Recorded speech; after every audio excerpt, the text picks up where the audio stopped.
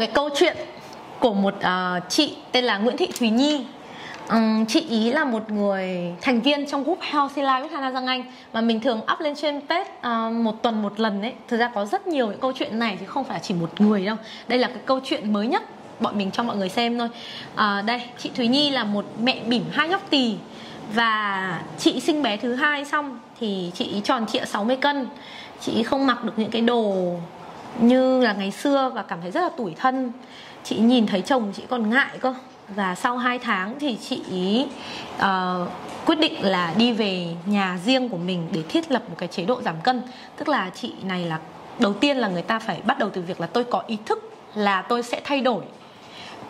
Và nếu mà ngày hôm nay các bạn tham gia workshop này, mình hy vọng là nó có thể đánh thức một cái sự muốn thay đổi trong các bạn ngồi ở tất cả đây. Đầu tiên là mình phải thấy là tôi sẽ làm điều đấy đã. Và bạn ý quyết định là bỏ gia đình ở nhà ngoại để đi về nhà riêng để làm cho nó dễ. Vì ở với bố mẹ đôi khi nó sẽ hơi bị khó. Sau đó 2 tháng thì chị đã giảm được 10 cân và 20cm vòng bụng. Đây là câu chuyện thực tế, mình còn copy nguyên cả cái phần icon của chị ý luôn. Bây giờ thì bé nhà chị đã được 1 tuổi rồi. Và chị đã giảm tổng cộng được là 12 cân. Đi đâu cũng được khen mẹ bỉm và dáng ngon. Đây, trong cái ảnh chị giảm nhiều phết đấy. Bây giờ trông dáng thon nhà bé tí. Để giảm thành công như vậy mà chị vẫn có sữa cho con ti dồi dào là nhờ chế độ ăn lành mạnh. Thì chị là có tìm hiểu về kiến thức khoa học dinh dưỡng nên chị mới có một cái chế độ ăn là đủ đạm, tinh bột và xơ để theo lâu dài mà vẫn nhiều sữa. Chứ còn bình thường là các chị sẽ hay cắt tinh bột, mà mình đã nói với mọi người rất nhiều rằng là cái việc cắt tinh bột thực ra là nó không lành mạnh cho cơ thể. Thì chị này là có tìm hiểu và có kiến thức.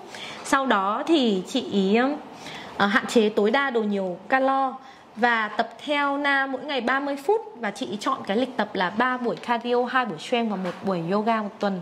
Và cuối cùng là đấy, chị đã thay đổi được, giảm tận 12 cân.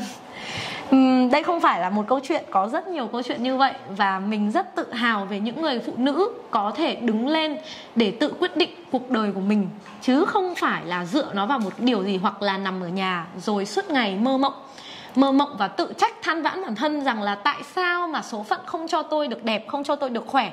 Vậy thì cái người mà quyết định cái số phận nó chính là bạn, chứ không phải là người khác. Việc đầu tiên là bạn hãy đứng lên, bạn bảo là bây giờ tôi sẽ thay đổi. Sau đó thứ hai, bạn hãy lập ra một cái kế hoạch và mục tiêu cho bản thân mình. Và cái thứ ba là bạn hãy hành động để thực hiện được điều đấy.